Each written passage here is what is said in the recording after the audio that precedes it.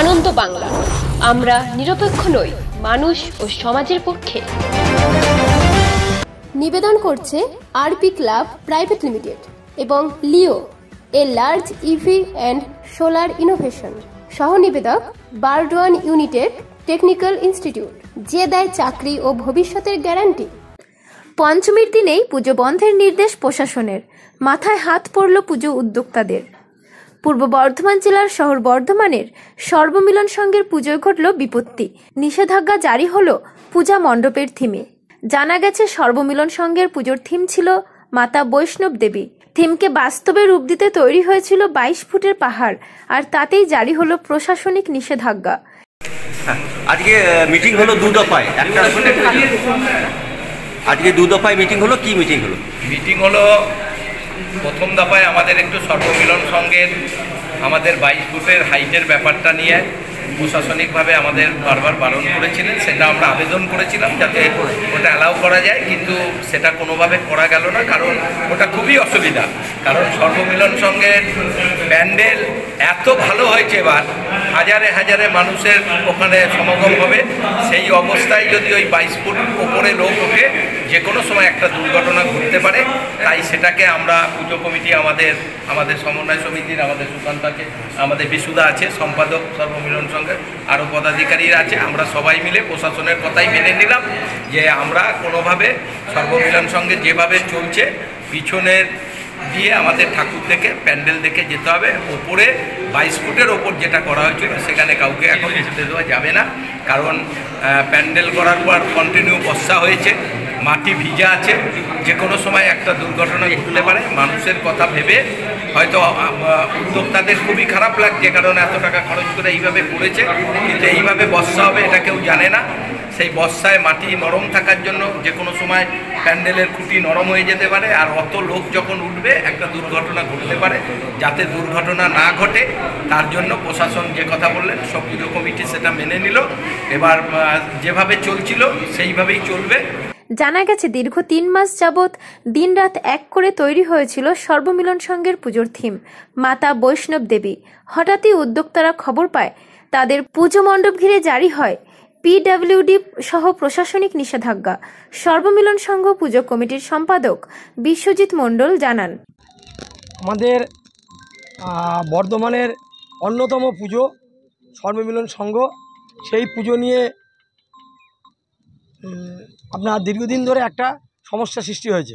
সেখানে তারা এবছরের তাদের যে মাতা বৈষ্ণব দেবী তারা করেছেন, এবং এই আমরা জানি থিমকে সাহায্য করতে গিয়ে এইটাকে পাহাড়ের মতন, যেটা থিম করার জন্য তারা সামান্য একটু পাহাড় করেছে। এবং এইটার জন্য পিডব্লিউডি এবং প্রশাসনের বিভিন্ন লেভেল থেকে, আইসি শুরু করে বিভিন্ন লেভেল থেকে তারা বারবার এসে তারা এখানে ইন্সপেকশন করে গেছেন, এবং তাদের যা যা করণীয় তারা করেছেন, তাদের যেভাবে বলেছেন তারা করেছে। আমরা আশা করেছিলাম যে আজকে পঞ্চমী, আজকে হয়তো আমাদের পুজোর সেইভাবে সূচনা, আমরা আশা করেছিলাম যে আজকে পুজো অনুমতি পাবে, কিন্তু আমরা প্রশাসনের কাছে আজকেও গেছিলাম। কিছুক্ষণ আগে আমাদের একটা মিটিং ছিল, কার্নিভাল সংক্রান্ত মিটিং। সেই মিটিংয়েও আগে এই পুজো কমিটিকে নিয়ে মিটিং করা, এবং সেখানেও তারা জানিয়ে দিলেন যে এখানে কিছুতেই পুজো দর্শন মানুষ করতে পারবেন না, তারা সে দর্শন যাতে না করতে পারে তারা সেই অর্ডার দিচ্ছেন।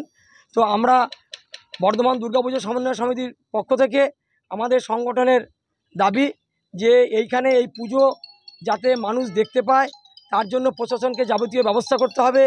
তার জন্য এই পুজো কমিটির সদস্যরা তারা এইটার পিছনে সময় দিয়েছেন। আজকে একটা থিম যদি তারা মানুষের কাছে বন্ধ হয়ে যায়, এটা কিছুতেই কাম্য নয়। আমরা এর প্রতিবাদ জানাচ্ছি, এবং আমরা যেটা বর্ধমান দুর্গাপুজো সমন্বয় সমিতি সিদ্ধান্ত নিয়েছি যে এই পুজো যদি মানুষের কাছে না দেখতে পায়, আগামী দিনে বিভিন্ন পুজো কমিটি তারাও আমাদের কাছে বলেছে তারাও তাদের পুজোর দ্বার বন্ধ করে দেবে। এবং 14 তারিখ বর্ধমান জেলায় যে কার্নিভাল হবে, এই কার্নিভালে বর্ধমানে দুর্গাপুজো সমন্বয় সমিতির কোনো ক্লাব অংশগ্রহণ করবে না। এটা আমাদের সিদ্ধান্ত, এটা আমরা প্রশাসনের কাছে জানিয়ে দিয়েছি। প্রশাসন যদি কোনো সিদ্ধান্ত নেয়, সেটাকে আমাদের কাজই হচ্ছে প্রশাসনের সিদ্ধান্তকে সহযোগিতা করা।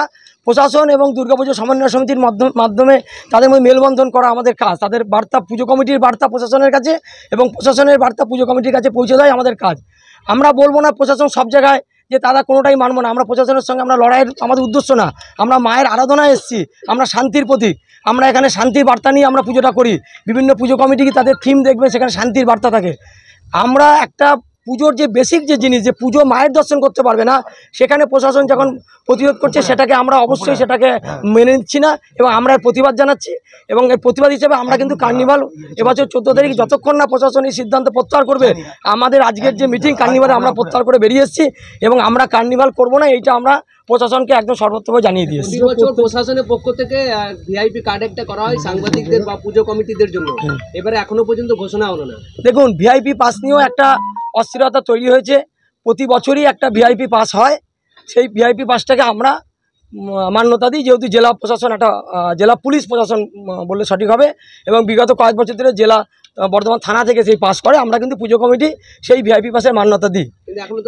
কিন্তু এবছর আমরা যেটুকুনি জানতে পেরেছি যে ভিআইপি পাস যদি করা হয় সেটা খুব অল্প সংখ্যক ভিআইপি পাস, এবং পুজো কমিটিকে সেই পাস দেওয়া হবে না বলা হচ্ছে। সেটাও আমরা মিটিংয়ে জানিয়ে দিয়ে এসেছি। যে পুজো কমিটি পুজো করছে, যে পুজো কমিটি পুজোটা করছে, তাদের সদস্যরা যদি ভিআইপি পাস না পান, তাহলে আমার বাড়ির অনুষ্ঠান সেখানে অন্য কেউ ঠিক করে দিচ্ছেন কে ভিআইপি ট্রিট হবে, সেটাও মনে হয় সঠিক হচ্ছে না। আমার বাড়ির অনুষ্ঠানে আমাদের বাড়ির অনুষ্ঠানে পুজো কমিটিরা কলকাতায় বা বিভিন্ন জায়গায় যারা পুজো কমিটি সংগঠন তারা ফোরাম থেকে তারা পাস করে, কিন্তু এখানে যেহেতু জেলা প্রশাসন পাস করে সেটাকে আমরা মান্যতা দিই। কিন্তু পুজো কমিটি যদি আজকের ডেটে যদি পুজো কমিটির সদস্যরা যদি তারা যদি লাইনে দাঁড়িয়ে তাদের ঠাকুর দেখতে হয়, তাহলে সেই ব্যাপারেও কিন্তু আমরা এসডিও সাহেবকে বলে এসেছি যে এই ব্যাপারেও আপনি একটু চিন্তাভাবনা করুন। পাস যদি একান্তই করতে হয় তাহলে পুজো কমিটিগুলো যাতে, যারা বড় পুজো কমিটি তারা যাতে 10টা করে পাস পায়, যারা কার্নিভাল করছে তারা যাতে 4টে করে পাস পায়, আর যারা ছোট পুজো কমিটি তারা যাতে 1টা করে পাস পায়, এই দাবি আমরা জানিয়ে দিয়ে এসেছি জেলা প্রশাসনের কাছে। এই মণ্ডপ যে বন্ধ করে দেওয়া হয়েছে, কি কারণ দেখানো হয়েছে?